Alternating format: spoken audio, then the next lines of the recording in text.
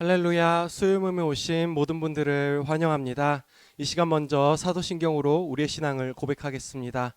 전능하사 천지를 만드신 하나님 아버지를 내가 믿사오며 그 외아들 우리 주 예수 그리스도를 믿사오니 이는 성령으로 잉태하사 동정녀 마리아에게 나시고 본디오 빌라도에게 고난을 받으사 십자가에 못 박혀 죽으시고 장사한 지 사흘 만에 죽은 자 가운데서 다시 살아나시며 하늘에 오르사 전능하신 하나님 우편에 앉아 계시다가 저리로서 산자와 죽은 자를 심판하러 오시리라.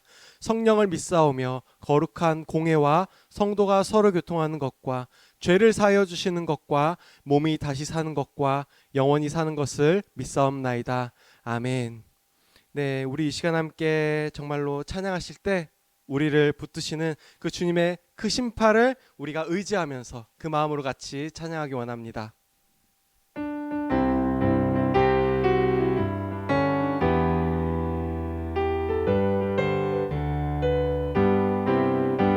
고난 내 영혼 편히 쉴 곳과 풍랑이 일어도 안전한 포구 폭풍까지도 다스리시는 주의 영원한 팔 의지해 주의 영원하신 팔 함께 하사 항상 나를 붙드시니 어느 곳에 가든지 요동하지 않음은 주의 팔을 의지함이라.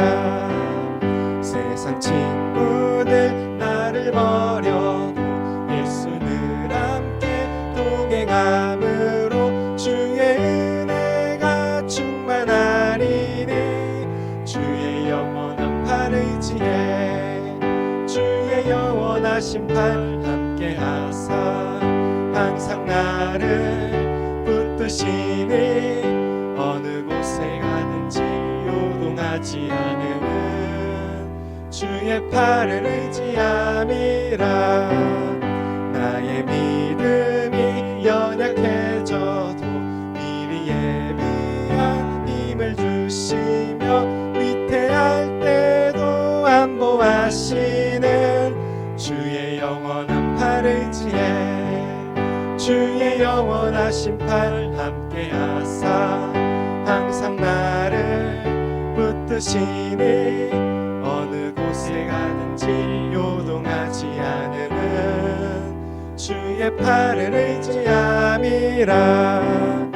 능치 못한 것 주께 없으니 나의 일생을 주께 맡기면 나의 모든 짐 대신 지시는 주의 영원한 팔 의지해 주의 영원하신 팔 함께 하사 항상 나를 붙드시니 어느 곳에 가든지 요동하지 않음은 주의 팔을 의지함이 주의 영원하신 팔 주의 영원하신 팔 함께 하사 항상 나를 붙드시니 어느 곳에 가든지 요동하지 않음은 주의 팔을 의지함이라.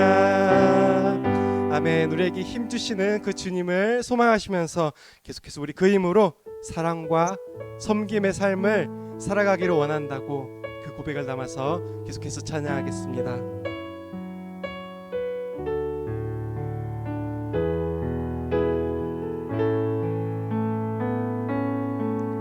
우리 오늘 눈물로 하늘에 씨앗을 심는다. 꿈꿀 수 없어 무너진 가슴에 저들의 푸른 꿈 다시 돋아나도록 우리 함께 땀 흘려 소망의 길을 만든다. 내일로 가는 길을 찾지 못했던 저들 노래하며 달려갈 그 길, 그날에 우리 보리라. 새벽 이슬 같은 저들 일어나,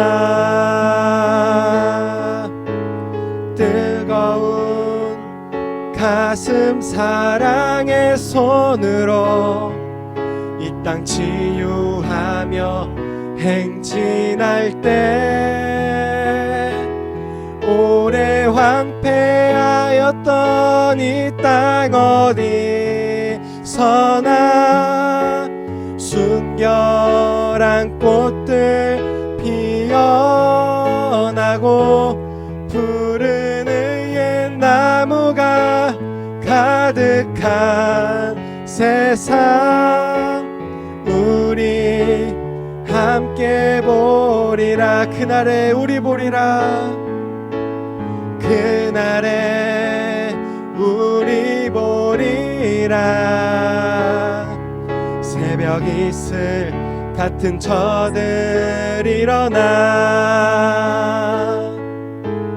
뜨거운 가슴 사랑의 손으로 이 땅 치유하며 행진할 때, 오래 황폐하였던 이 땅 어디서나 순결한 꽃들 피어나고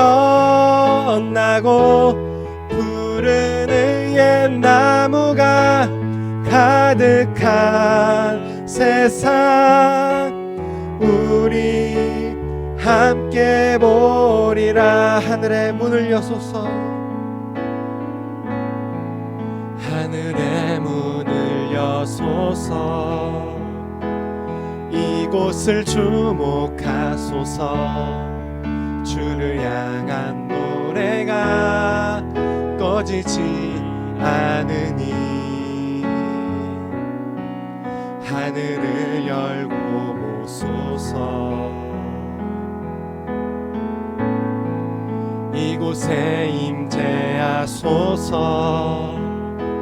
주님을 기다립니다.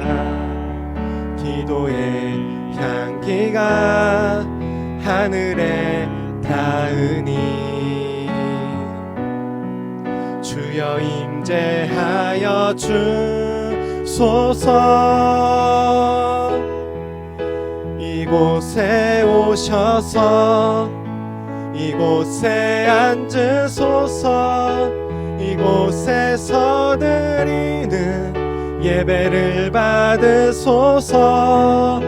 주님의 이름이, 주님의 이름만이, 오직 주의 이름만 이곳에 오셔서, 이곳에 오셔서 이곳에 앉으소서.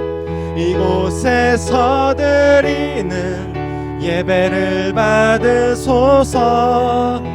주님의 이름이, 주님의 이름만이, 오직 주의 이름만 이곳에 있습니다. 우리 시간 함께 잠시 기도하기 원합니다. 기도하실 때 우리를 다스리시는 우리 주님께서 우리의 마음을 받아주시고 또 때마다 시마다 우리의 삶을 주장하여 주시라고, 특별히 오늘 수요 모임을 통해서 정말로 주님의 임재 안에서 살아가는 저희가 그런 그 길을 배우게 해달라고 그 고백을 담아서 같이 이 시간 기도하시겠습니다. 하나님 아버지, 정말 주님께서 저희에게 주권적으로 저희의 삶을 붙들어 주시고 정말 주님께서 저희에게 베푸시고 예비하신 그 길을 살아가는 그 방법을 저희가 이 시간 배우기를 원합니다.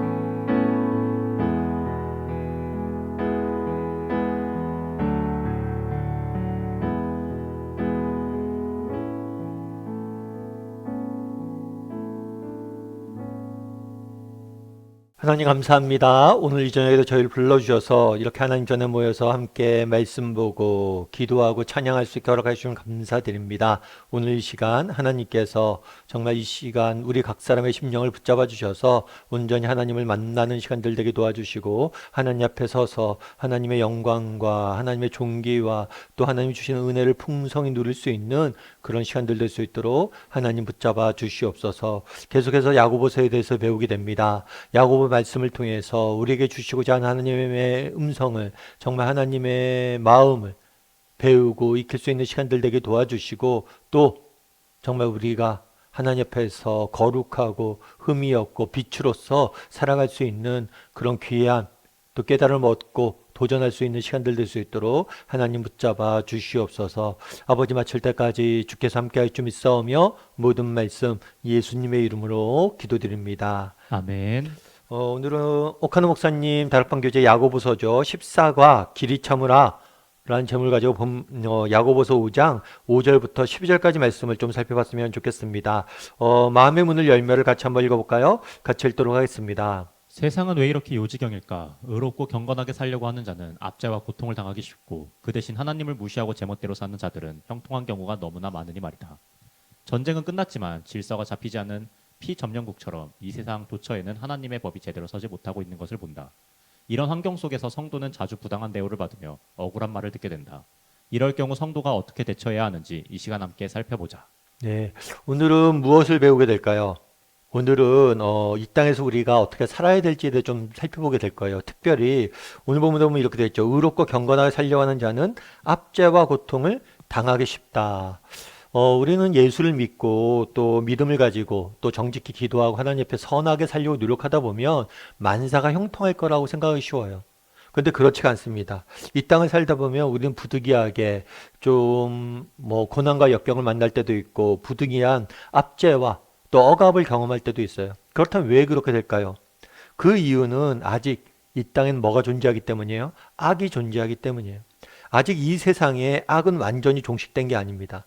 이 세상은 여전히 악이 존재할 뿐만 아니라 악이 지배하는 그리고 악인들이 계속해서 활동하는 그런 세상이기 때문이에요. 그럼 우리는 가끔 그런 생각을 들 수가 있죠. 왜 하나님께서 이렇게 악인들을 가만히 두실까? 악인들을 왜 다 없애지 않을까? 이런 고민들이 들 때가 있습니다. 그런데 우리가 한 가지 기억할 게 있어요. 정말 악인들을 하나님께서 이렇게 가만히 두시고 바로 이렇게 멸하지 않는 이유는 뭐냐면 기다리시는 거예요. 정말 그들이 회개하고 돌아올 때까지 기다리시는 거예요. 만약에 어떤 신학자가 그러더라고요. 만약에 여러분 오늘 밤이라도 하나님께서 우주에 있는 모든 악을 없애기로 결단했다고 가정해 보세요. 내가 오늘 밤에 모든 악인들을 다 없앨 것이다 라고 가정했다고 가정해 보세요. 그러면 다음 주에 우리가 다시 만날 수 있을까요? 우리 중에 정말 그 하나님의 심판을 이겨낼 수 있는 사람 몇 명이 될까요? 사실 우리가 잘 기억해야 돼요. 왜 악인들을 이렇게 가만히 두느냐? 왜 세상의 악을 다 없애지 않느냐? 왜냐하면 우리도 그 중에 하나일 수 있고 그 악인들마저도 돌아오길 기다리시는 하나님의 마음을 우리가 헤아려야 된다는 거죠.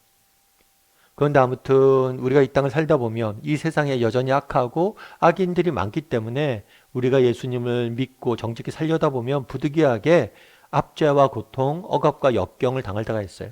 그러면 이렇게 억울한 일을 당할 때 우리가 어떻게 대처해야 되는지에 대해서 이 시간 우리가 함께 배워봤으면 좋겠습니다. 우리 말씀의 씨를 뿌리며를 같이 한번 읽어볼까요? 같이 읽도록 하겠습니다. 먼저 1번 문제 같이 읽도록 하겠습니다. 오늘 본문 중 형제들아 라는 말이 몇 번 나오는가? 이는 누구를 지칭하는 것이며 왜 이렇게 여러 번에 걸쳐 사용하고 있다고 생각하는가?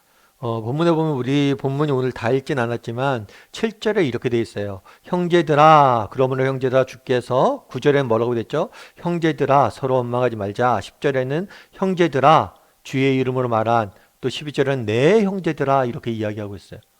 그러니까 이 형제들은 누굴 의미할까요? 이거는 야고보가 이 편지를 쓰고 있는 성도들이겠죠. 대상인. 믿는 성도들을 대상으로 쓴 편지예요. 그런데 왜 성도들이라고 표현하지 않고 형제들아 표현했을까요? 게다가 이 형제들이라는 표현을 반복해서 쓰고 있습니다. 그래서 오늘 본문에 보면 본문이 그렇게 길지 않잖아요. 이 짧은 구절에 두 번에 한 번꼴로 2절에 한 번꼴로 계속해서 형제란 말이 등장하는 모습들을 보게 됩니다. 그렇다면 왜 이렇게 반복해서 형제들이라고 이야기하냐는 거예요. 아마 이렇게 이야기한 것은 그만큼 이들을 향한 애정이 담겨져 있는 것 같아요. 성도라고 표현하면 조금 더 공식적인 입장이겠죠. 그런데 형제라고 표현하면 그만큼 친밀감이 느껴지잖아요. 이들에 대한 애정들 때문에 그런 것이 아닐까. 특별히 뒤에도 다루겠지만 그 당시 야고보의 편지를 받고 있는 성도들은 많은 고난과 핍박 가운데 있었어요. 그래서 이들을 위로하고 이들을 정말 염려하고 걱정하는 그런 마음에서 이 애정을 담아서 친밀함을 우리가 느낄 수가 있는 거죠. 또 한 가지 형제들아 라고 표현한 이유는 뭘까요? 그것은 뭐냐면 같은 위치에 있다는 거예요. 내가 선생과 제자로서가 아니라 함께 너희와 함께 신앙을 지키는, 함께 너희와 고난을 당하고 너희와 함께 아파하는 사람으로서 내가 이런 권면을 한다는 거예요. 뒤에 이제 여러 가지 권면들을 하게 되는데 이게 단순히 멀리서 내가 선생으로서 누굴 가리키는 차원의 이야기가 아니에요. 정말 같은 높이에서 같이 서로를 바라보면서 함께 이 일들을 해가자는 것. 그래서 형제들아 라는 표현이 강조되고 있는 모습들을 보게 됩니다. 우리 2번 문제 같이 한번 읽어볼까요? 야고보는 지금 네 가지 중요한 명령을 하고 있다. 그것은 무엇인가? 형제들아 라고 이야기를 하면서 중요한 명령 네 가지를 내요. 권면이겠죠. 뭐가냐면 첫 번째는 그거예요. 길이 참으라 라는 거죠. 인내하라는 거예요. 인내하라. 그리고 두 번째는 뭐예요? 길이 참고 마음을 굳게 하라. 마음을 강하게 하라는 거죠. 마음을 정말 흔들리지 말고 절망에 빠지지 말고 굳게 마음을 굳게 하라는 굳게. 그리고 또 형제들아 서로 원망하지 말라는 거예요. 원망하거나 불평하지 말라는 것. 그리고 네 번째는 뭐냐면 12절에 내 형제들아 무엇보다도 맹세하지 말지니 맹세하지 말라. 이거는 뭐냐면 네 번째는 거짓 맹세하지 말라는 것. 이 네 가지 권면을 했는데 이 네 가지에 대해서 우리가 앞으로 오늘 과에서는 자세히 살펴볼 겁니다. 그러면 이런 권면을 하게 된 이런 네 가지 명령을 하게 된 배경이 있어요. 그 배경이 뭐냐는 거예요. 우리 3번 문제 같이 한번 읽어볼까요? 이런 권면은 우리가 어떤 형편에 처했을 때 필요한가? 7절의 그러므로와 1절에서 6절의 내용을 참고하여 생각해보라. 그러니까 뭐냐면 오늘 우리가 본문 7절부터 시작을 해요. 근데 7절을 뭐라고 시작하냐면 그러므로라고 시작을 합니다. 그러므로는 뭐냐면 인과관계죠. 그러니까 원인과 결과, 인과관계를 나타낼 때 쓰는 거예요. 그러니까 앞절과 연관해서 읽어야 된다는 거죠. 그럼 앞절에서 무슨 내용이 있었을까? 그럼 1절에서부터 6절까지 내용이 어떤 내용이었을까요? 이 내용은 뭐냐면 악인들에 대한 이야기예요. 특별히 악한 부자들. 이 악인들이 가난하고 사회적으로 지위가 낮은 사람들을 억압하고 뭐라는 거예요? 착취하는 거예요. 이 약자들을 억압하고 착취하는 악한 부자들, 악인들에 대한 경고, 그리고 심판에 대한 하나님이 경고를 1절부터 6절까지 이야기해요. 이 악한 사람들은 너희가 어떻게 그렇게 악할 수 있느냐? 어떻게 그렇게 사람들 착취하고 억압하고 사람들에게 나쁜 일을 할 수 있느냐? 라고 경고하고 그 다음에 7절을 이야기하거든요. 다르게 말하면 1절부터 6절까지가 이 악인들에 대한 경고라면 이 악인들로부터 억압과 착취를 받고 있는 그 대상인 정말 약한 사회적 지위가 약한 그리스도인들, 이 악인들의 괴롭힘을 받고 있는 그리스도인들에게 지금 권면하고 있는 거예요. 그런데 실제로 그 당시에 초대교회 당시에는 예수 그리스도를 믿는 사람들이 주로 누구였냐면 여자나 그리고 종, 노예 이런 사람들이 많았어요. 물론 이 종이나 노예는 영원한 종이나 노예가 아니에요. 경제적인 문제나 딴 문제로 인해서 한시적으로 종돼서 다른 사람들의 집에 가서 정말 일하는 그런 사람들이 많았어요. 그러니까 하층민이었어요, 대부분. 그러다 보니까 이 하층민들이 뭐예요? 이 악한 부자들, 그러니까 지위가 높은 사람들로부터 끊임없이 억압과 착취를 받았던 거예요. 그래서 많은 그리스도인들이 이 과정 속에서 고난을 당하고 있었던 거죠. 그리고 심지어 초대교회 때는 믿는 사람들에 대한 핍박이 굉장히 많았어요. 그러니까 로마 시내에 화재가 난 적이 있었거든요. 이 화재가 나니까 사람들의 분노가 끓잖아요. 그 대상을 누구에게 돌렸냐면 기독교인에게 돌렸어요. 그래갖고 기독교인들을 엄청 탄압하게 됐거든요.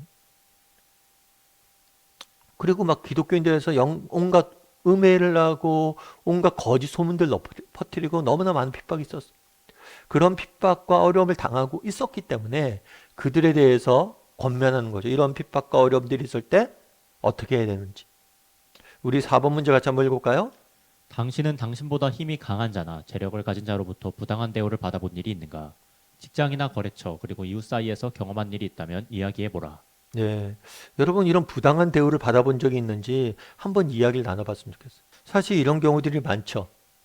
사실 뭐 직장 내에서나 또 세상 살아가다 보면 힘 있는 사람들, 권력을 가진 사람들, 힘 있고 권력 있는 사람들이 정말 겸손하고 이러면 좋은데 그렇지 않은 사람도 많잖아요. 그래서 자기의 부당한 지위를 이용해서 다른 사람들에게 부당한 이야기를 한다거나 뭐 인격적으로 모독을 주다거나 뭐 그렇게 부당하게 처신하는 분들이 많을 거예요. 그런데 요즘은 그런 것도 있는 것 같아요. 이렇게 힘 있는 상사뿐만 아니라 그런 것도 있죠. 예를 들어서 그런 게 있다고 그러더라고요. 요즘 쿠팡 같은 거 배달 있잖아요. 그런 거 배달시키다 보면 그런 주인한테 그런 이야기를 온대요. 음식을 딱 시켜요. 그럼 음식이 온 다음에 전화가 와요. 음식값 공짜로 해주면 내가 립을 잘 써주겠다고. 그리고 주인이 그럼 안 한다고 그러면 뭐예요? 일부러 악플 달고 막. 그럼 또 이거 굉장히 부당한 거죠. 그러니까 리플이라는 제도가 이렇게 이걸 정직하게 평가해서 많은 사람들에게 서로에게 도움 주라고 한 건데 이런 걸 악용해서 뭐 주인들에게 뭔가를 뜯어내려고 한다거나 악용해서 뭘 한다거나 이런 경우들이 있다라고 그러더라고요.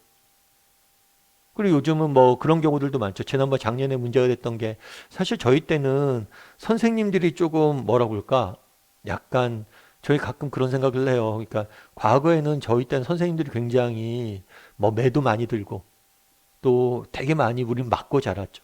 근데 요즘은 학교 폭력에 그런 게 없잖아요. 그런데 오히려 요즘은 선생님들이 학부모들이나 뭐 이런 사람들에게 괴롭힘을 당하는 경우들이 있죠. 그래서 심지어 자살까지 하는 경우들도 있고. 그래서 선생님들 인권에 대해서도 얘기가 많잖아요. 그러니까 사실은 되게 보면 우리 사회 전반에 걸쳐서 정말 약자도 때로는 뭐 강자에 대해서 약강이라고 구분하기 좀 어렵지만 아무튼 학생이 막 선생님들을 부당하게 대하거나 이런 경우들도 많고 우리 사회에 정말 이렇게 부당한 대우가 많은 경우들이 정말 많은 거죠. 그러니까 내가 학부모예요. 어쩌면 학부모 입장에서는 뭐 갑인 것처럼 막 선생님들에 대해서 부당하게 이야기하거나 이런 경우들도 많고. 그러니까 우리 사회가 점점 이런 조금만 내가 힘이 있다 그러면 뭐예요? 다른 사람들에 대해서 정말 이렇게 부당하게 대하는 경우들이 많다는 거. 그러니까 한번 이야기를 나눠보자는 거죠. 우리 주변에 이런 일들이 없었는지. 그리고 여러분 실상 여러분 뭐 직장이나 거래처나 이웃과의 관계 속에서 이런 경험들을 한 적이 많을 거예요. 한번 쭉 나눠보세요. 그러면 우리가 이런 대우를 받을 때 어떻게 대처해야 되냐는 거예요. 우리 5번 문제 같이 한번 읽어볼까요? 부당한 대우를 받아 억울할 때 우리가 무엇보다 먼저 해야 할 것은 무엇인가? 네, 7절 말씀도 같이 한번 읽어볼까요? 그러므로 형제들아 주께서 강림하시기까지 길이 참으라. 보라 농부가 땅에서 나는 귀한 열매를 바라고 길이 참아 이른 비와 늦은 비를 기다리나니. 네, 먼저 해야 될 것은 뭐냐면 인내하라는 게 인내. 참으라는 거죠. 그러면 왜 참으라고 할까요? 참아야 되는 이유는 뭘까요? 우리가 참아야 되는 이유는 뭐냐면 성경에는 이렇게 됐죠. 주께서 강림하실 때까지 참으라. 예수님이 다시 오실 때까지 너희가 참아야 된다라고 이야기를 합니다. 왜냐하면 우리가 인내해야 되는 이유는 뭐냐면 첫 번째로는 하나님이 계시기 때문이에요.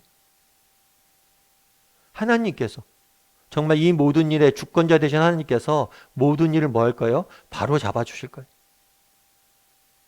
우리는 이걸 알아요. 하나님께서 모든 것을 바로 잡아 주실 것이다. 정말 하나님께서 악인들에 대해서 악인들에 걸맞는 심판을 하실 것이고 정말 믿음을 갖고 참고 인내하는 우리들에 대해서 반드시 우리의 억울함들을 하나님께서 풀어주실 것이다. 이런 믿음이 있기 때문에 뭐라는 거예요? 우리가 참는 거죠. 그래서 여러분 정말 우리가 인내할 수 있어야 될 것 같아요. 정말 억울함들이 있을 때 왜요? 우리는 믿음이 있잖아요. 하나님께서 이 모든 억울함들을 뭐예요? 다 풀어줄 거라는 믿음이 있기 때문에 정말 우리가 인내하고 참을 수 있어야 될 것 같아요. 아까 뭐 직장 생활 이야기도 하고 그랬는데 우리가 이제 그런 생각을 하잖아요. 직장 생활도 우리 동기들 중에서 그래요. 막 좀 첫 직장이 조금 힘든 직장에 들어간 친구들이 좀 있어요. 근데 그 친구들이 나중에 그런 얘기 하더라고요. 야, 처음에 직장 생활 때 너무 힘들어서 어려웠는데 나중에 그 직장을 뭐 평생 다닐 건 아니잖아요. 이직을 하잖아요. 이직을 해보니까 야, 첫 직장이 좀 어려운 것도 괜찮더라. 왜냐하면 첫 직장이 어렵다 보니까 딴 직장 가서는 그냥 너무 잘 적응하던 거예요. 편하게 너무 다닌다. 그러면서 너무 첫 직장을 좋은 직장을 다니다 보면 나중에는 조금만 힘들어도 못 다니게 되더라. 그런 이야기를 하더라고요. 사실 우리가 인내하는 게 정말 무의미하지 않다는 거예요. 하나님께 때로는 우리에게 억울한 일도 당하게 하실 적도 있는데 그때 참으라는 거예요. 인내하다 보면 하나님께서 왜 이런 것들을 경험하게 하셨고 왜 이런 것들을 하게 하셨는지 다 아시고 갚아주실 거는 거예요. 그래서 우리가 하나님을 믿기 때문에 하나님의 주권을 의지하기 때문에 참는 거죠. 두 번째로 인내하라고 하는 이유는 뭐냐면 악을 악에 맞서다가 우리가 뭐가 되는 경우가 있어요? 악을 맞서는 경우가 있어요. 다르게 얘기하면 악에 맞서다가 우리가 스스로 악에 물들 때가 있다는 거예요. 그래서 우리가 조심하라는 거예요. 억울한 일을 당했어요. 그래서 이 억울한 일을 당해서 너무 화가 나서 뭐라는 거예요? 그 억울한 일을 풀기 위해서 내가 하다 볼 때 또 우리도 뭘 할 수가 있는 거예요? 또 우리도 그 사람들과 똑같은 사람이 될 수 있다는 것. 이런 부분에서 우리가 조심하긴 해야 되는 것 같아요. 저도 우리도 가끔 그런 경우가 있잖아요. 항의 전화 같은 거 할 때가 있잖아요. 뭐 서비스 세차가 문제가 생겨서 전화하다 보면 이것 좀 고쳐주세요. 근데 안 된다고 그러잖아요. 근데 내가 생각하기에 안 되는 이유를 모르겠어요. 해줄 수 있을 것 같은데 그런데 계속 안 된다고 그러면 뭐예요? 잘못하면 화내고 그러고 막 얘기하고 되는데 나중에 그런 생각 들잖아요. 그 전화 받는 사람들 매뉴얼로 따라 하는 거잖아요. 매뉴얼로 따라서 하니까 그 사람도 해줄 건 없거든요, 사실은요. 그러다 보면 괜히 그 사람한테 되지도 않는 화를 내고. 그러니까 내 감정을 푸는 경우들도 있거든요, 그러다 보면. 그래서 우리가 조심해야 될 게 뭐냐면 악에게 대응하다가 우리가 악을 범할 수도 있다는 거예요. 우리가 정말 감정적으로 우리의 감정을 해소한다거나 뭐는 다른 악에 대해서 우리가 대처하다가 우리 스스로가 범죄할 수 있기 때문에 우리가 조심해야 될 필요가 있어요. 그리고 또 한 가지는 뭐냐면 지혜가 필요하기 때문이에요. 우리 세상은 악하잖아요. 악한 세상이에요. 부당한 대우를 받아요. 그렇다고 뭐 어떡하나. 내가 직장 내에서 부당한 대우를 받았어요. 그럼 당장 그렇다고 사표를 낼 수는 없잖아요. 사표를 내고 딴 직장 가도 딱 직장에도 부당한 대우를 많이 받잖아요. 부당한 대우를 받은 것들에 대해서 우리가 맞설 때 지혜가 필요한 거예요. 물론 인내하라고 해서 아무 일도 하지 말라는 게 아니에요. 우리가 이러한 부당한 세상을 바꾸어가기 위해서 노력을 해야 돼요. 이 세상에 정의를, 공의를 세워가기 위해서 노력을 해야 돼요. 그런데 그때 정말 필요한 게 뭐예요? 지혜라는 거예요. 정말 부당한 사람들에 대해서 우리가 대처할 때 정말 지혜롭게 대처할 수 있어야 되는데 그러기 위해서는 인내가 좀 필요해요. 좀 참아야 된다. 무엇보다도 우리가 인내할 수 있는 건 뭐예요? 하나님께서 뭘 하실 것이다? 이 모든 것을 바로 잡아 주실 것이다. 주의 강림하실 때까지 하나님의 주권을 우리가 알기 때문에 내 억울함을 아시고 하나님께 풀어줄 건 아니라는 믿음을 가지고 인내할 수 있어야 된다라고 이야기합니다. 그리고 베드로전서 2장 18절부터 20절까지는 이런 식으로 얘기해요. 한번 같이 읽어볼까요? 사환들아 범사에 두려워함으로 주인들에게 순종하되 선하고 관용하는 자들에게만 아니라 또한 까다로운 자들에게도 그리하라. 부당하게 고난을 받아도 하나님을 생각함으로 슬픔을 참으면 이는 아름다우나 죄가 있어 매를 맞고 참으면 무슨 칭찬이 있으리요. 그러나 선을 행함으로 고난을 받고 참으면 이는 하나님 앞에 아름다우니라. 네. 사환들아라는 거 사환은 이제 종이에요. 종인데 이건 영원한 종이 아니라 임시적으로 일시적으로 종사를 하는 경우가 있어요. 마치 직장처럼. 그런데 이 사람들이 이야기하는 게 뭐냐면 주인들에게 순종해라라고 이야기를 해요.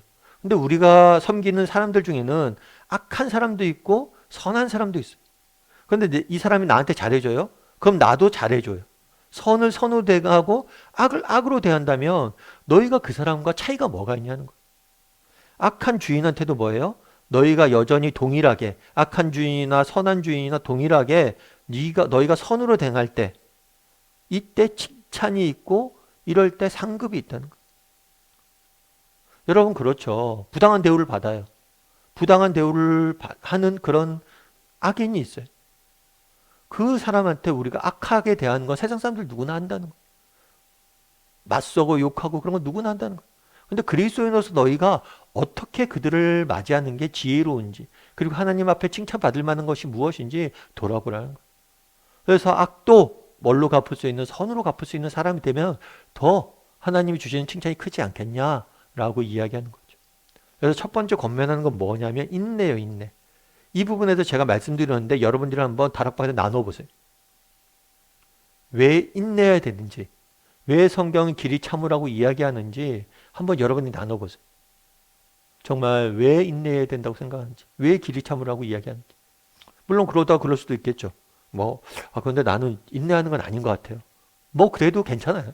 그러니까 한번 나눠보세요. 정말 인내가 필요한지 안 한지. 우리 6번 문제 같이 한번 읽어볼까요? 인내할 때마다 누구를 표본으로 삼으라고 했는가? 그리고 그 이유는 무엇인가? 네. 여기 보면 농부의 이야기를 들어요. 농부는 그러잖아요. 이른 비와 늦은 비를 기다리나니. 그래서 우리가 이제 농사를 지을 때 비가 필요하잖아요. 비가 필요한데 여러분, 비가 매일 내리면 농사를 지을 수 있습니까? 아니에요. 비가 내려야 될 때가 있어요. 그래서 이른 비, 그러니까 모종을 할 때 물이 많이 필요할 때가 있죠. 그리고 늦은 비, 수확하기 전에 비가 많이 와야지 열매가 많이 자라거든요. 그때 수확 전에 때가 있어요. 계속 비가 오면 안 돼요. 때에 맞는 비가 와야 돼요. 그런데 때에 맞는 비를 농부가 오게 할 수 있나요? 이건 농부의 권한 밖이에요. 이걸 오게 하시는 분은 누구예요? 하나님이. 그럼 농부는 뭘 하나요? 손 놓고 앉아서 비를 기다리나요? 아니에요. 농부도 씨 뿌리고 농사를 짓죠. 노력을 해요. 그러니까 길이 참는다는 건 뭐냐면 단순히 아무것도 안 하고 참기만 한다는 게 아니에요. 우리가 노력을 하되 정말 부당한 대우가 있으면 지혜롭게 그것들을 피하기도 하고, 또 부당한 대우를 받으면 지혜롭게 그것들을 고쳐나가기 위해서 노력도 해야 되는데, 정말 우리가 기억할 건 뭐냐면 우리가 모든 것을 다 할 수는 없어요. 하나님의 때, 하나님의 도우심이 필요하고 하나님이 때에 맞는 비를 주셔야지 모든 것이 가능해지는 거예요. 그래서 농부의 비를 누리는 거예요. 농부가 열심히 노력하지만 그렇게 비를 기다리는 거 아니야. 비가 올 때까지 인내하는 거 아니야. 너희도 인내하는 거야. 너희가 노력을 할 때 그게 열매로 맺어질 때 언제 열매 맺어질지 모르잖아요. 악한 세상을 선하게 바꾸기 위해서 노력을 합니다. 그런데 그게 언제 될지 모르잖아요. 그럼에도 불구하고 끝까지 하나님께서 이루어질 걸 믿고 끝까지 참고 기다리는 거예요. 그래서 농부의 비유를 듭니다. 또 비유를 드는 게 있어요. 11절 말씀 같이 한번 읽어볼까요? 보라, 인내하는 자를 우리가 복되다 하나니 너희가 욥의 인내를 들었고 주께서 주신 결말을 보았거니와 주는 가장 자비하시고 긍휼히 여기시는 이시니라. 네, 욥의 인내를 보았다라고 이야기하죠. 욥 같은 경우에는 구약 성경에서 나오는 가장 어쩌면 인내의 대명사라고 할 수가 있죠. 욥은 아무 잘못이 없어요. 아무 잘못이 없는데 어떻게 됩니까? 부당한 고난과 역경에 처하게 되죠. 그래서 고난과 역경에 처해서 모든 것을 잃어요. 그럼에도 불구하고 그가 인내하고 믿음을 지키니까 하나님께서 그의 인생을 다 회복시켜 주셨잖아요. 우리도 마찬가지예요. 그러니까 욥은 대표적으로 누구냐면 의인이 받는 고난을 대표하는 사람이에요. 그러니까 우리가 의롭게 살려고 해도, 우리가 선하게 살려고 해도 우리가 뭐예요? 고난을 당할 수 있다는 거예요. 그럴 때 뭘 하라는 거예요? 욥처럼 인내할 수 있어야 된다. 하나님의 주권을 인정을 하고 하나님의 일하심을 기다릴 줄 알아야 된다. 그러면 하나님께서 반드시 뭐예요? 주께서 주신 결말을 너희가 보지 않았냐? 이 모든 것을 회복시켜 주실 거예요. 그래서 우리가 그런 믿음을 가지고 조금 기다릴 필요가 있다는 거죠. 우리 7번 문제 같이 한번 읽어볼까요? 당신은 억울할 때 얼마나 인내할 수 있는가? 길이 참으라는 말씀에 비추어 볼 때 당신의 길이는 어느 정도인가? 네, 재밌죠, 표현이. 길이 참으라, 이게 한국적인 표현인데 한국적인 표현을 문제를 만든 거예요. 길이 참으라 할 때 당신의 길이는 어느 정도인가? 여러분들은 얼마나 인내할 수 있는 사람이에요? 그러니까 이게 추상적으로 얘기하면 어려우니까 당신의 길이는 어느 정도인가? 라고 이야기를 했죠. 여러분 어느 정도 참을 수 있는 사람이에요? 여러분 회초리 문화 아시죠? 제가 종종 이야기를 드리는데 회초리. 옛날 어른들은 아이가 잘못하면 회초리로 때렸어요. 근데 재밌는 건 뭐냐면 이 회초리를 뭐라고 표현하냐면 얘야 회초리 가져오라고 그래요. 그럼 왜 회초리를 가져오라고 그랬을까요? 이 가져오려면 시간이 걸리잖아요. 이 시간 동안 아이는 회초리를 가져오면서 반성을 하는 거예요. 그리고 부모는 뭐예요? 이 회초리를 가져오는 시간을 통해서 자신의 감정을 뭐예요? 컨트롤하는 거예요. 회초리를 바로 옆에다 두고 바로 매질하지 않아요. 왜냐하면 그러면 감정으로 때릴 수 있으니까. 다르게 얘기하면 이 시간을 벌면서 인내하는 거예요. 어떤 분노가 생겼어요. 바로 풀지 않고 그 짧은 시간이라도 인내하는 거예요. 그러다 보면 회초리를 가져오는 시간 속에서 반성하고 자신의 감정 컨트롤하다 보면 무엇이 잘못됐는지 바로 잡을 수 있는 거예요. 이 시간이 얼마나 되겠어요? 회초리 가져오는 시간이 1분이 될까요? 그런데 이 1분을 참음으로 인해서 관계가 회복될 수 있다는 거예요. 당신의 길은 어떤가? 정말 우리가 1분이라도 참을 수 있는 사람. 어떤 화가 났을 때, 분노했을 때, 정말 어떤 부당한 대우를 남았을 때 바로 내가 반응 보이지 않고 1분이라도 참고 내 마음의 미움을 담아둘 수 있는 사람. 그런 사람이 되는 것도 되게 중요하다고 생각해요. 그래서 자신은 얼마짜리 사람인지, 몇 분인지. 또 어떤 사람은 그런 얘기도 하시더라고요. 그래도 목사님, 예수님이 십자가에 죽으시고 부활하셨잖아요. 고난을 당해도 3일 지나니까 부활의 영광이 있었잖아요. 그래도 늘 3일만 자기는 그래서 기다리려고 한다고. 무슨 일이 있든지 3일은 최소한 기다리려고 한다고. 그 사람의 인내의 길이는 뭐예요? 3일이죠. 이것도 좋죠. 여러분 정말 무엇이든지 3일만 기다려보세요. 아무리 분노하고 화난 일이 있어도 3일만 기다려보세요. 그럼 또 변화가 일어날 수 있는 거예요. 물론 우리 중에는 그런 분들도 있습니다. 정말 오래 참았는데 참 문제가 여전히 꼬여가고 해결되지 않는 경우들도 있어요. 그럼에도 불구하고 우리가 기억할 것이 있어요. 뭐냐면 정말 우리 하나님이 강림하실 것이다. 주님이 오실 것이다. 반드시 이 모든 것을 회복시켜 주시고 바로 잡아주실 거예요. 그리고 아까 얘기했잖아요. 야, 어떤 사람은 부당한 주인 밑에서 있습니다. 어떤 사람은 정말 좋은 주인 밑에서 일합니다. 그런데 나중에 칭찬받을 건 부당한 주인 밑에 있는 너희가 아니겠느냐. 신앙생활을 합니다. 똑같이 뭐 평범하게 그러니까 정말 모든 것이 안락하게 신앙생활 한 사람과 정말 고난과 고생 중에 신앙생활 한 사람과 누가 더 큰 칭찬을 듣겠냐는 거예요. 우리가 다 알 수는 없어요. 하지만 내가 왜 부당한 이런 상사를 만나게 되는지 알 수는 없지만 하나님께서 바로 잡아주실 것이고 우리가 끝까지 인내하면 더 큰 칭찬을 주실 거예요. 그건 분명하다는 거죠. 8번 문제 같이 한번 읽어볼까요? 오래 참지 못하였을 때 우리는 어떤 손해를 보게 되는가? 예, 한번 이야기를 나눠보세요. 우리가 가끔 그런 후에 하는 경우가 있잖아요. 아, 내가 좀 더 그때 참을 걸. 뭐 예를 들어서 직장을 이직해도 아, 그때 그 직장에 좀 더 내가 있었어야 되는데. 그때 뭐 부모님한테 혼날 때도 애들도 아, 그때 내가 조금 더 가만히 참을 걸. 또 자녀들이 우리를 화나게 했을 때도 아, 그때 조금 더 인내할 걸. 이런 후회를 많이 하잖아요. 그래서 한번 이야기를 나눠보세요. 정말 이렇게 참지 못해서 손해본 것들이 없는지, 인내하지 못해서.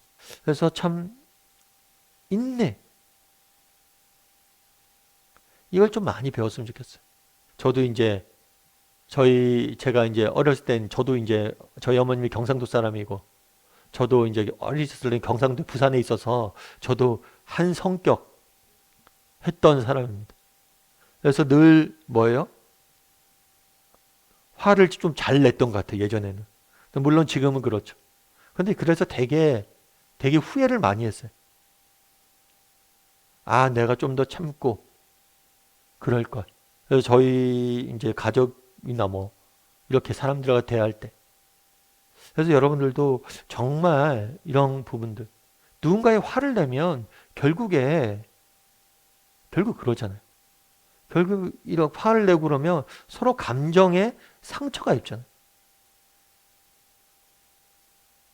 그래서 여러분들 정말 인내하지 못해서 서로에게 상처 줬던 적이 없는지, 혹은 또 내가 상처 입은 적은 없는지, 결국 인내하지 못하면 가장 상처받는 건 나일 수 있어요. 그래서 한번 이런 것들을 각자 이야기를 좀 나눠보세요. 참지 못해서 후회했던 적이 없는지. 우리 9번 문제 같이 한번 읽어볼까요? 오래 참으려고 하면 두 가지 사실을 명심해야 한다. 하나는 긍정적인 것이고 다른 하나는 부정적인 것이다. 그것은 무엇인가? 8절과 9절 말씀도 같이 한번 읽어볼까요? 너희도 길이 참고 마음을 굳건하게 하라. 주의 강림이 가까우니라. 형제들아 서로 원망하지 말라. 그리하여 심판을 면하리라. 보라 심판주가 문 밖에 서 계시니라. 뭐냐면 길이 참고 마음을 굳건하게 하라. 마음을 강하게 하라는 거예요. 부당한 일을 당하면 어때요? 우리 마음이. 어려운 일을 당하면 우리 마음이 어때요? 흔들리죠. 정말 믿음이 흔들리죠. 마음이 흔들리고, 때로는 절망에 빠질 때도 있고, 때로는 모든 것을 포기하고 싶을 때도 있고, 자포자기하기도 쉽고, 여러 가지 마음이 많이 흔들린다는 거예요. 그래서 너희가 마음을 굳건하게 하라는 거예요. 왜냐하면 마음이 무너지면 다 무너져요. 그래서 너희가 좌절하지 말고, 정말 흔들리지 말고 마음을 굳건하게 하라는 거예요. 그럼 여러분, 어떻게 하면 마음을 굳건하게 할 수 있을까요? 우리의 마음을 어떻게 하면 굳건하게 할 수 있을까요? 여러분 한번 생각해 보세요. 마음을 굳건하게 한다. 강하게 한다. 마음을 강하게 먹어요. 그렇죠. 상식적으로 생각해 보면 마음이 무너지면 다 무너지잖아요. 그 마음을 강하게 먹어야 돼요. 그럼 마음을 어떻게 강하게 먹을 수 있을까요? 결국에 이건 뭐냐면 하나님과의 교제예요. 여러분 이번 주부터 우리가 기도의 21일도 하는데 여러분 하나님과 우리가 기도하고 만나는 시간들이 있어야 돼요. 그래야지 우리 내면이 강해지는 거예요. 그래서 정말 우리 마음을 강하게 하는 방법은 강해져라 라고 해서 강해지지 않아요. 뭐예요? 정말 하나님과의 깊은 교제 관계에 들어갈 때 우리의 마음이 든든해지는 거예요. 그리고 또 한 가지, 하나는 긍정적이고 부정적인 뭐예요? 서로 원망하지 말라. 우리가 고난과 역경을 당하거나 어떤 부당한 대우를 받을 때, 어려운 처지에 이뤘을 때 우리에게 뭐가 생기기 쉬워요? 불평과 원망이 생기기 쉬워요. 너 때문에 이렇게 됐잖아. 그래서 막 이제 악한 세상이 이걸 되게 많이 이용을 하죠. 예를 들어서 막 군대 같은 데 가서도 그러잖아요. 야, 니네가 잘못한 건 너 이렇게 얼차려 받는 것은 네 동기 잘못 만나서 그래. 서로 원망하고 분열하고 분쟁하게 하잖아. 뿐만 아니라 우리가 이런 부당한 대우를 받으면 정말 하나님에 대한 원망도 생길 수 있고, 다른 사람, 같은 동료에 대한 원망도 생길 수 있고, 그런 부당한 대우를 한 사람에게도 원망도 생길 수 있고, 불평도 생길 수 있고, 불평과 미움이 우리 가운데 생길 수 있다는 거예요. 근데 그 부분에 대해서 너희가 뭐예요? 조심하라는 거예요. 이 불평과 미움과 원망이 생기지 않도록. 왜냐하면 왜 이런 것들을 생기지 않게 해야 될까요?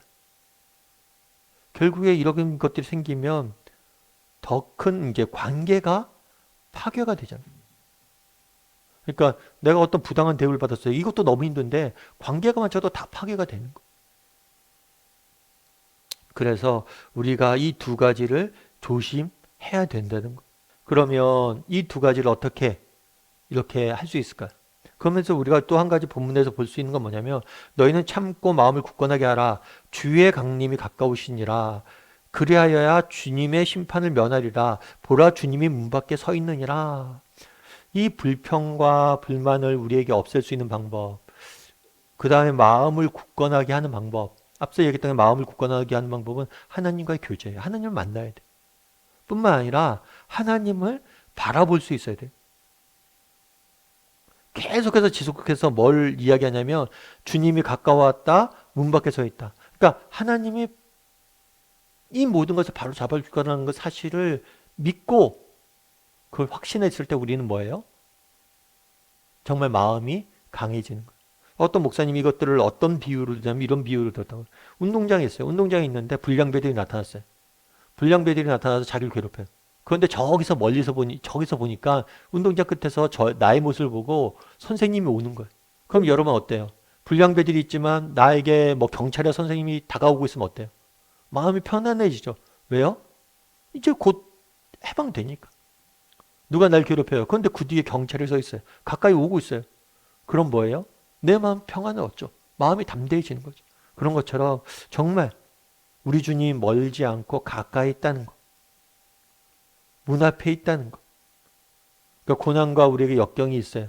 그런데 이 고난과 역경, 이 부당한 대우가 일시적이고 임시적이란 것을 잊지 말아야 된다는 거. 그걸 늘 기억해야 된다. 그래서 우리가 처음에 지금까지 몇 가지를 배웠냐면 세 가지를 배웠죠. 첫 번째, 인내를 해야 된다.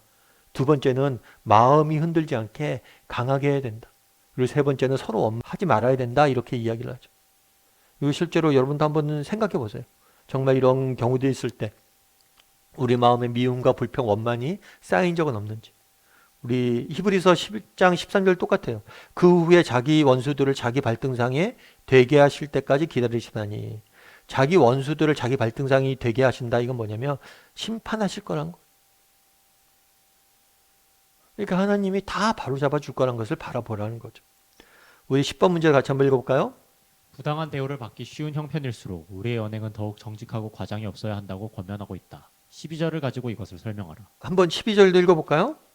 내 형제들아 무엇보다도 맹세하지 말지니 하늘로나 땅으로나 아무 다른 것으로도 맹세하지 말고 오직 너희가 그렇다고 생각하는 것은 그렇다 하고 아니라고 생각하는 것은 아니라 하여 정죄받음을 면하라. 네. 무엇보다도 맹세하지 말라라는 것에 있어서는 거짓 맹세하지 말라는, 그냥 맹세가 아니라. 그래서 우리가 부당한 대우를 받을 때, 부당함에 처했을 때, 고난과 역경에 처했을 때 뭘 하는 거예요? 이런 것들을 했을 때 우리가 어떻게 되냐면 내 자신을 보호하려고 하잖아요. 내 자신을 보호하려고 하다 보면 우리가 거짓말을 하거나 거짓된 방법으로 이것들을 모면하고자 하려고 할 때가 있다는 거예요. 그러니까 이 거짓과 타협으로 이 위기를, 어려움을 극복하려고 하는 경우가 있다는 거예요. 그런데 그러면 안 된다는 거예요. 왜요? 그러니까요, 세상이 왜 이렇게 우리에게 부당한 대우를 합니까? 부당한 대우를 하는데 나도 똑같이 그들과 똑같이 행동한다면 너희랑 세상과 차이가 어디 있냐는 거예요. 우리가 그리스도인으로서 세상과는 차이가 있어야 되죠. 그래서 우리도 유혹에 빠지기 쉽습니다. 어떤 유혹이요? 거짓 맹세 유혹이. 거짓된 방법이나 거짓말을 통해서 위기를 모면하고 넘고 싶어져 하는 것들이 있는 거예요. 그랬을 때 그것들을 조심하라고 성경은 권하고 있는 거죠. 우리 삶의 열매를 거두면 같이 한번 읽어볼까요? 오늘 공부한 내용 중 깊이 깨달은 말씀이 무엇인지 각자 한 가지씩 나누도록 하자. 예. 오늘 이제 우리가 살다 보면 부당한 대우를 받을 때가 있어요.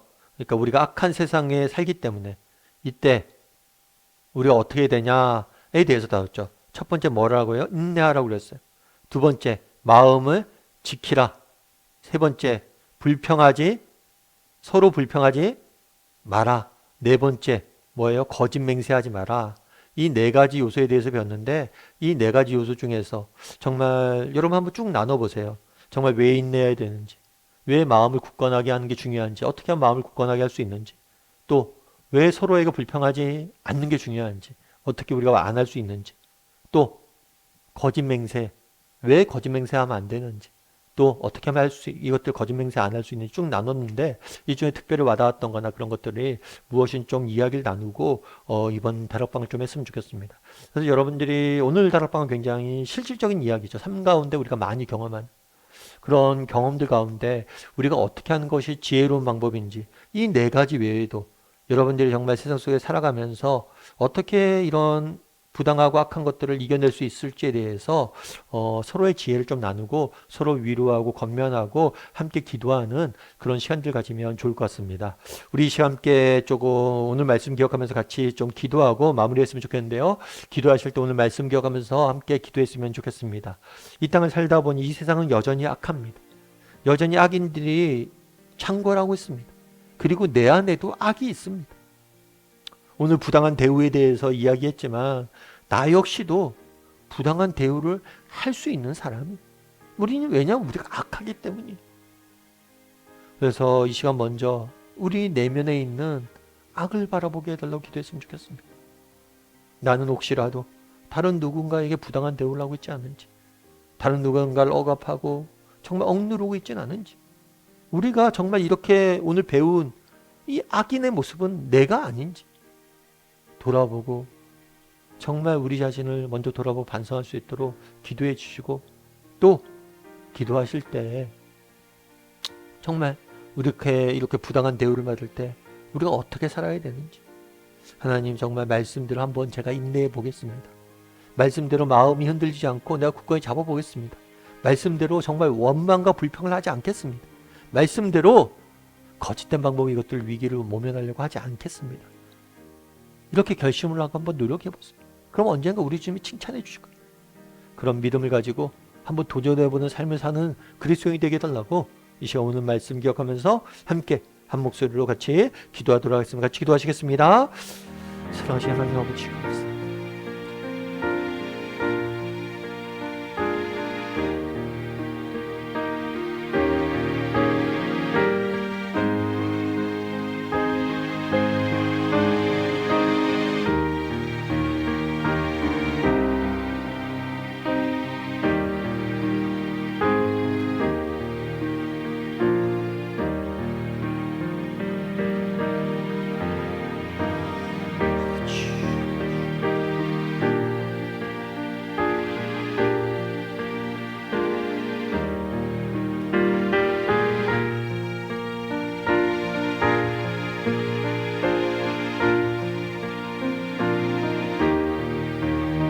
사랑의 하나님, 정말 그날의 악한 세상 속에서 우리가 어떻게 살아야 되는지를 야곱을 통해서 말씀해 주십니다. 아버지, 무엇보다도 정말 우리 안에도 이런 악이 있진 않은지 돌아보게 도와주시옵소서. 우리가 악인들에 대해서 이야기를 했는데 어쩌면 내가 그 악인 중에 한 명은 아닌지 돌아보게 도와주시고, 정말 우리 삶에 그런 악된 요소가 있다면 하나님께서 제하여 주시옵소서. 정말 악한 세상을 살다 보니 너무나 지치고 힘들 때가 있습니다. 그럴 때라도 주의 강림하실 때까지 인내하라는, 우리 주님이 문 앞에 서 있으니까 우리가 인내하자는 야고보의 권면을 기억하게 도와주시고, 힘들고 어렵지만 인내할 줄 아는, 그래서 인내를 통해서 정말 인내의 열매를 맛볼 줄 아는 우리 모두가 될 수 있도록 주여 은혜를 더하여 주시옵소서. 아버지, 또한 우리 가운데 정말 이러한 고난과 역경 가운데 우리의 마음이 무너지고 서로를 원망하고 불평하고 미워하고 또 이런 악한 세상과 타협하며 살아가고자 하는 유혹들에 정말 빠지지 않도록 우리를 지켜주시옵소서. 우리의 마음을 무엇보다도 강하게 하여 주시고, 정말 우리가 서로를 원망하거나 불평하기보다는 정말 서로를 의지하고 하나님을 바라봄으로 서로를 세워가게 도와주시고, 또 끝까지 믿음을 지킬 줄 아는 우리 모두가 될 수 있도록 주여 은혜를 더하여 주시옵소서. 아버지, 이번 주에도 또 다락방은 모입니다. 다락방은 모였을 때 우리 다락방마다 하나님께서 은혜를 주시옵소서.